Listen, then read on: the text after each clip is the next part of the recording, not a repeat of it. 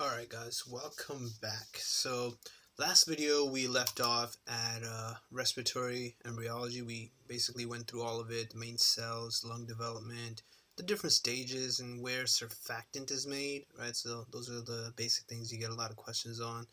And then the alveolar cell types, where we talked about how type 1 pneumocytes are the ones that are for gas diffusion, whereas type 2 have two different jobs. They either act as stem cells and make more of type 1 and type 2 pneumocytes, or they can secrete surfactant, which is also important for gas exchange as well as alveolar survival.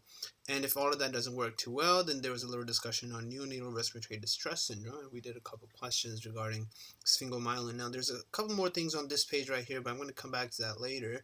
Today we're into respiratory anatomy. Right, so this is just really basic stuff that you can get easy questions on, and you don't want to mess them up. They can be a little technical. The answer choices could look confusing if your knowledge about this stuff isn't very solid. So you definitely want to make sure you're ready. So the respiratory tree is broken up into the conducting zone and the respiratory zone, right? And that's what they have this diagram here for. So in First Aid 2020, this hasn't changed. The only other thing they added in respiratory anatomy was a little change in the lung anatomy page. So I'll show you that when we get there. But this stuff didn't change. So let's take a look, and then we have some practice questions on the left about how this topic presents on step one. So your conducting zone just does that. It conducts air. It directs the air, where does it need to go. So large airways consist of the nose, the pharynx, the larynx, the trachea, and the bronchi. Right? There's no respiration up to there. So respiration literally basically means just where is gas exchange actually occurring. Airway resistance is highest in the large to medium-sized bronchi. The small airways consist of bronchioles that further divide into terminal bronchioles. The large numbers in parallel lead to a decreased airway resistance, right? So if you get a stupid physics type question asking you where is airway resistance the highest, it'll be highest in the large bronchi, right? Large bronchi, because you need the more parallel bronchioles you have, the lower the resistance is. But if you just have one really big tube, resistance in there is very high. So you can think of it like if you're just going on, one road, everyone's walking on just one road, that's a very crowded road, and the resistance is going to be high because it'll be harder to kind of walk on that road, right? You can only go as fast as the person in front of you. But if that one big road divides into 4 different roads, now each one of those is going to have fewer people and lesser traffic, right? Lesser traffic, so lesser resistance. And that's what's happening here. So the small airways of bronchioles in the end and the terminal bronchioles, those have the least airway resistance. What does the conducting zone really do? Well, it warms, humidifies, and filters air, but does not participate in gas exchange. There's no gas exchange. So the conducting zone is essentially your anatomic dead space, right? This is physiologic anatomic dead space. This is the normal dead space we all have, and it's necessary. This dead space is dead because there's no gas exchange, right? But it is important because this is the stuff that helps you bring your air to the actual bronchioles. So the conducting zone mainly has cartilage and goblet cells, which extend to the end of bronchi. Right? And this is another stupid thing you can get a question on. Where do you finally no longer see any cartilage? Where do you finally no longer see any goblet cells? After bronchi, you don't see it anymore. And they visualize that very nicely for you. You can see here in the trachea and bronchi, you have your columnar cells, and then you have your pseudostratified ciliated columnar cells, you have your goblet cells, and you have your cartilage, right? And all of that disappears. Once you enter bronchioles, there's no more cartilage, there's no more goblet cells here, right? You just have you still have your cilia, right? But now it's cuboidal epithelium, and you have club cells in between, but that's about it, all right? And we talked about how club cells are completely useless, right? They're almost never the correct answer for any question. But one kind of question you can get is they'll ask you where you would find it or what you could find in a bronchiole, and a club cell would be the correct answer there. But generally speaking, they're very, they are functional, but very unnecessary kind of function. Like we don't really use it that importantly, and you wouldn't die if you didn't have your club cells. Pseudostratified ciliated columnar cells primarily make up the epithelium of the bronchus and extend to the beginning of terminal bronchioles, where they then transition to cuboidal cells, right? And that's what the visual image here is showing you. clear mucus and debris from lungs, right? That's what these ciliated columnar cells do. They help you get all the dirty stuff you might have breathed in, any kind of dust, any kind of debris in the air, all of that you might have inhaled. This cilia, its job is just to bring it back up, form boogers, and then help you get it out of your nose. Airway smooth muscle cells extend to the end of terminal bronchioles. Right, so you can see the smooth muscle isn't gone yet. Smooth muscle is still there up to here. You can still see it in respiratory bronchioles. Smooth muscle stays all the way until you finally get to alveolar sacs. Now you don't really have any smooth muscle.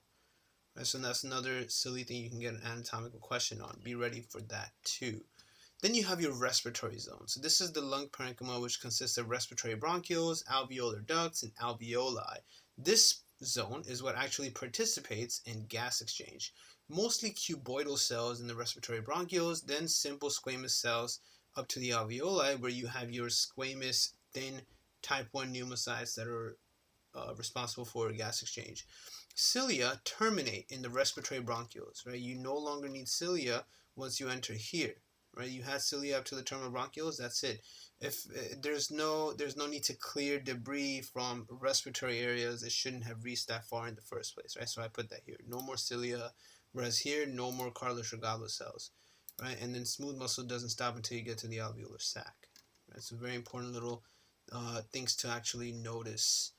Alveolar macrophages clear debris and participate in the immune response, right? So if there is any debris that didn't make it all the way here, where you no longer have cilia, then your alveolar macrophages will try to clear that out. Now, there's 4 practice questions here because these kinds of things are easy questions you do not want to get wrong, but intimidatingly, they can become pretty confusing. So let's take a look at what these are. First one, they're all U-World over here. First one says, a 56-year-old man comes to the office after 2 episodes of low-volume hemoptysis. He describes it as streaks of blood in his sputum.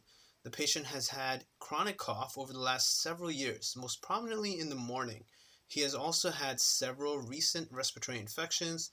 The patient has smoked a pack of cigarettes daily for the last 40 years. Chest x-ray shows hyperinflated lungs but no infiltrates or masses. Bronchoscopy is performed and several suspicious foci of bronchial mucosa are biopsied. Microscopy of the biopsy sample reveals areas of stratified squamous epithelium. The pathogenesis of this patient's microscopic findings is most similar to which of the following conditions? Now, first you have to actually understand what that microscopic finding is telling you, right? What happened? And then you would look at your answer choices and you would know to pick Barrett esophagus. Normal bronchi are lined mainly by pseudostratified ciliated columnar cells that propel inhaled particles like the debris toward the oropharynx for removal by swallowing or by expectoration. You can cough it out, you can swallow it, right? In response to chronic irritation, such as smoking, the respiratory epithelium may be replaced by squamous epithelium, which is known as squamous metaplasia, and that's the same kind of metaplasia stuff that can occur in GIT when you have too much acid reflux, right? Barrett esophagus. So that's a very interesting pathophysiological type of question to ask, where they're kind of comparing respiratory and GIT pathology. Very nice question. Second one here, 6-year-old boy playing in a dusty field in windy weather inhales many small particles that become lodged in his terminal bronchioles. What respiratory component is most important in clearing these particles?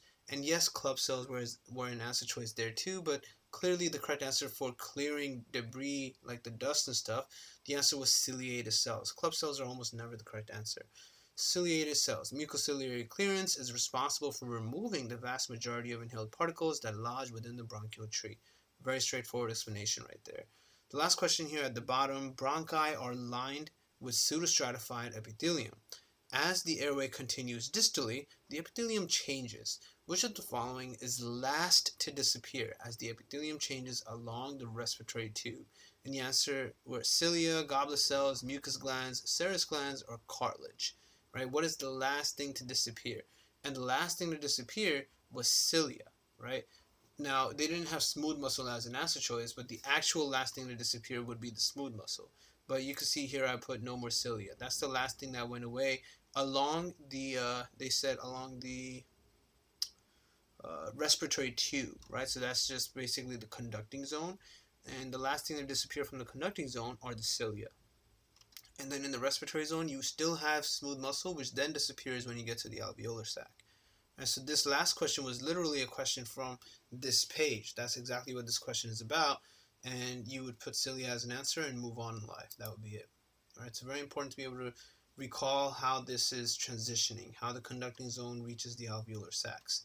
One more question at the bottom, and then we can go to the lung anatomy on the next page. So this one says, an 8-year-old boy is brought to the emergency department because of shortness of breath and dry cough for 2 days. His symptoms began after he helped his father clean the basement. He is allergic to shellfish, which could be important, could be completely waste of information. Respirations at 26 per minute. Physical exam shows diffuse and expiratory wheezing and decreased inspiratory to expiratory ratio, which is all information that can seem very intimidating. Right? You're like, what the fuck is that ratio about? This patient's symptoms are most likely being caused by inflammation of which of the following structures? So you know his symptoms though. Generally speaking, he's having trouble breathing. And it looks like he might have inhaled something when he was cleaning stuff in the basement. And since it's an 8-year-old boy who's had this dry cough for 2 days, it's more than likely it's probably just some kind of asthma, right? Not an allergic reaction. So regardless of what the issue might be, if he's having this kind of trouble breathing, right, the inflammation that's occurring is probably at the terminal bronchioles. You never really pick any other answer choice, because this area, bronchioles, bronchi, trachea, these are really big areas, right? These are large pipes, basically. Terminal bronchioles are capable of getting inflamed. Let's see what they explain. Terminal bronchioles. The symptoms of asthma are primarily caused by inflammation of the terminal bronchioles. Terminal bronchioles are lined with smooth muscle but lack the cartilage found in larger airways.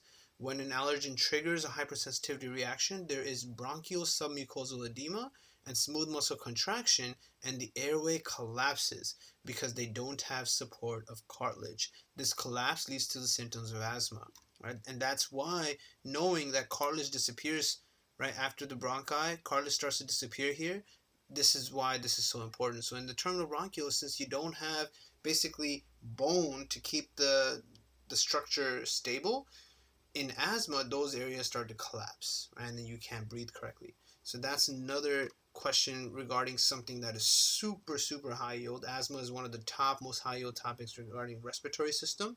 And then, of course, the anatomy of the lungs, right? They combine those two things in these questions. So very good question down here too. And all 4 of these questions are totally worth making sure you understand, especially the first one right here where they compared Barrett esophagus to squamous metaplasia in the lung due to smoking. Now this next page has a little bit of a change in First Aid 2020, but nothing significant. So when I move over to First Aid 2020, the images were centered here too, but I moved it over to the right. I also moved this over to the right because I had notes to put over here. And let's see what they actually changed. So, new image in past 0, they didn't really make a major change in the images. The images do look, let me see, they look the same exact kind of images, right? Nothing changed. Yeah, the images don't really have a major change to them per se, but they did add a couple things to the diaphragm structures here. They just made a tiny edit. So at T12, it's the red, white, and blue, right? And that's pretty much still the same here too. T8, vena cava, T10, O esophagus, and T12, aortic hiatus for I8, 10 eggs at 12. That's pretty much the same too. They just, restructured the wording a little bit, but nothing new. So we don't really need to look at the 2020 version for this page. So now what is this about? Lung anatomy is a very annoying type of question here in this manner, where you're going to have someone that actually ended up inhaling something you were supposed to eat instead of inhaling, right? So it could be food, it could be a nut, it could be something really big that you mistakenly inhaled. And they're going to ask you where in the lung it went, which one of your lobes in the lung it went to. And that can be a very annoying kind of question. So the right lung has 3 lobes, and it's easy to remember that because left has less lobes or fewer lobes, and left also has the lingula, right, which is a homologue of the right middle lobe. So it's really easy to remember this information. That's not too bad. Instead of a middle lobe, the left lung has a space that's occupied by the heart, right, and that's pretty significant, so that's not so bad at all. Relation of the pulmonary artery to the bronchus at each lung hilum is described by RALS. Right is anterior, left is superior. Okay, so what is that talking about? We're going to take a look at that soon. The carina is the posterior to ascending aorta and anteromedial to descending aorta. All right. So this carina thing, you have to remember this little carina part, we're going to see it soon enough, is behind the ascending aorta. So the ascending aorta means that it's coming out of the heart, right? The heart is right there. The ascending aorta comes out of the heart. Your carina is behind the ascending aorta and anteromedial to the descending part. So remember how the aorta goes, because the anatomy of the heart, which we looked at way in the beginning, cardiovascular. So of course, when you're doing respiratory, reviewing cardiovascular is a very good plus. Definitely make sure you go back, review cardiovascular anatomy today. But it's very intricate because it's right here. It's right in between. So the anatomy of the heart obviously has a major effect on the anatomy of the lungs. Right lung is a more common site for inhaled foreign bodies because the right main stem bronchus is wider, more vertical, and shorter than the left. And that's what they're showing you here. So this is your carina, right?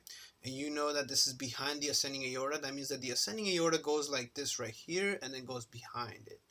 So that's the relation they were describing in that sentence right there. And you can see how the right bronchus is very tiny.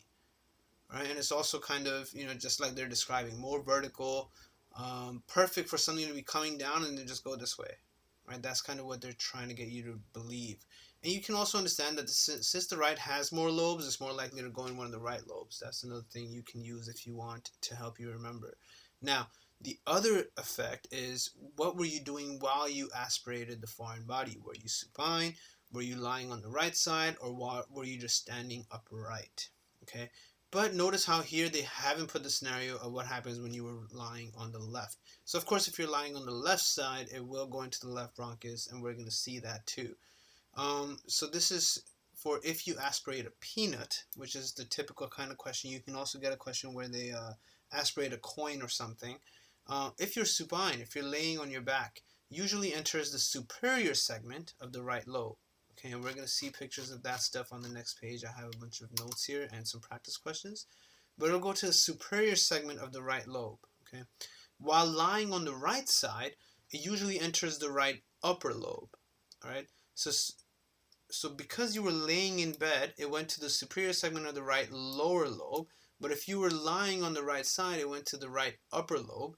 While upright, while you're actually standing, it just enters the right lower lobe as well. So the easy thing here, and I don't know why they don't organize it in that manner, but the easy thing here is that if you were laying in bed or standing up, right, it just goes to the right lower lobe. And that's all you really need to remember, the right lower lobe. Okay, the superior segment of the right lower lobe is if your answer choices are broken down where they have a superior segment and an inferior segment both as your answer choices, which is very unlikely, then you would have to remember the superior segment. But again, supine, superior, you can definitely use many things to memorize that. So not the worst thing. And if you're lying in bed, then it goes to the right upper lobe. Why does it go to those places? So we can come back to this stuff later because these images are more so important for thoracentesis, not the aspiration stuff. So let's take a look at the aspiration stuff a little better. So here you can see the right main bronchus, right? This is showing you the arrow with the peanut coming, and those are, both lungs have a peanut here, showing you what can happen, right? You could also see how the left lung only has 2 lobes, and then this big chunk missing here is where the heart is sitting. On the right, you have a superior, a middle, and an inferior lobe. Now, the right main bronchus is more in line with the trachea, right? Perfectly, just go that way, so that aspiration is more likely and incidence of abscess is greater on the right side. So on the right lung, this is on the right side right here, you can see how something can come up into the posterior segment upper lobe, superior segment of the lower lobe, right? Those are the 2 we just talked about. And then of course just go into the lower lobe if you're standing up because of gravity. On the left, really the left is only the answer if the child is kind of laying on the left or something like that, or anything. I'm not sure where else you could ever have a scenario where it goes into left lung unless you're kind of laying on the left lung, laying on your left side. If you're laying on the left side, it almost never goes into the superior lobe because of the way the lobe is divided. You can see how it's kind of divided in a very slanted manner. So the superior lobe doesn't really take anything, okay? But it's always the lower lobe for the left side. So left lower, LL, right? And depending on how you are, if you're laying on your back or standing still or whatever, doesn't matter. Either way, you could pick any one of these two answer choices, but it's almost never the correct answer to pick the left lung, right? Especially if they weren't laying on the left. So now let's take a look at these two practice questions, because what are these about? So one up here says a 23-year-old male who has been previously healthy is brought to the ER by his friends after a street fight. They tell you that they were walking down the street, minding their own business, when a guy jumped out from behind a dumpster and stabbed him in the chest. They state that they disarmed the man after his single attack and that he ran off into an alley. He's conscious but in distress. Physical exam reveals a stab wound at the fifth intercostal space along the left midclavicular line. Right, so fifth intercostal space along the left midclavicular line. What is the most likely punctured? So this area obviously had to be the lung, right? So the midclavicular line is right here, and if you're just doing it in the fifth area, that's going to puncture the lung, right? And you have to know this stuff. This is stuff that we're going to see right here to get the anatomy down a little better, because you're definitely going to get a stab wound question where they're going to ask you, did it puncture the lung or not?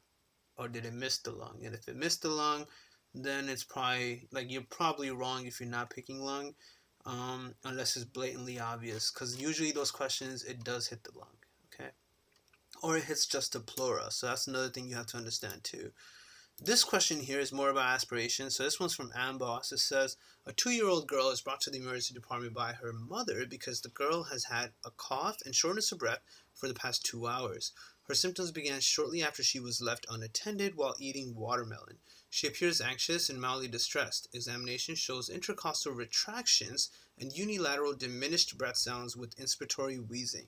Flexible bronchoscopy is most likely to show a foreign body in which of the following locations. And only 28% of people got this right. But obviously, you have to remember watermelons have those little black seeds that you can mistakenly inhale, right? It can go in the wrong place.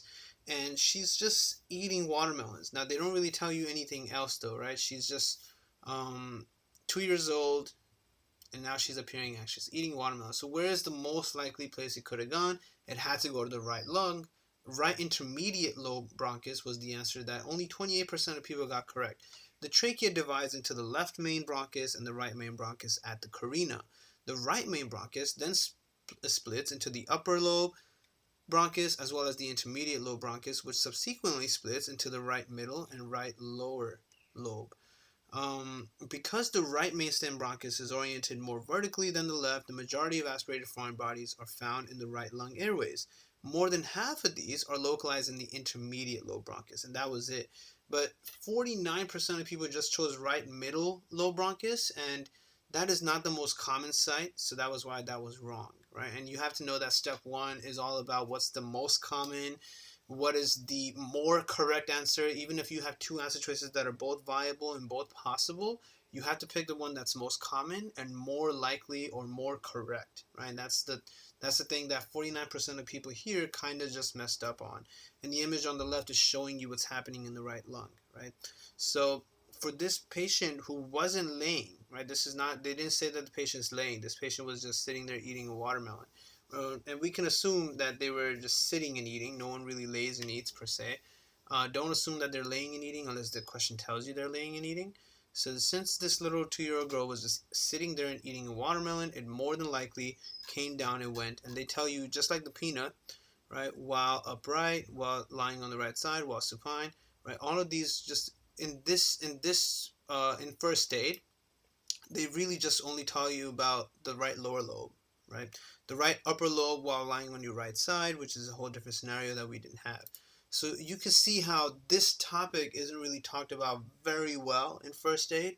And even here I wrote, like, if the aspiration doesn't enter the left lung, then the question will, if the aspiration does enter the left lung, then the question will tell you there are decreased breath sounds on the left and it will be in the lower lobe of the left lung. That's a whole different scenario, which almost never pops up, right? So you never really get that, but it's always the lower lobe of the left lung.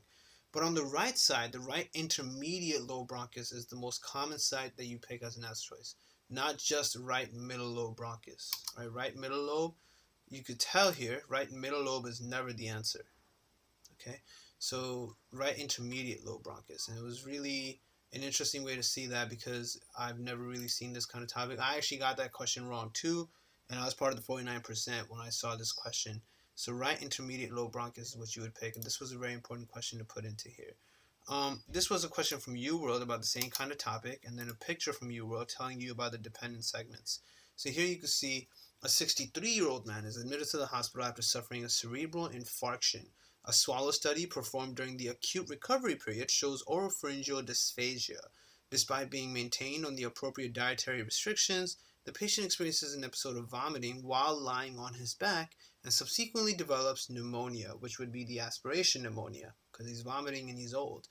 And he had a cerebral infarction, which means a lot of his muscles, especially in the throat, must not be working too well. Which of the following lung regions is most likely to be affected?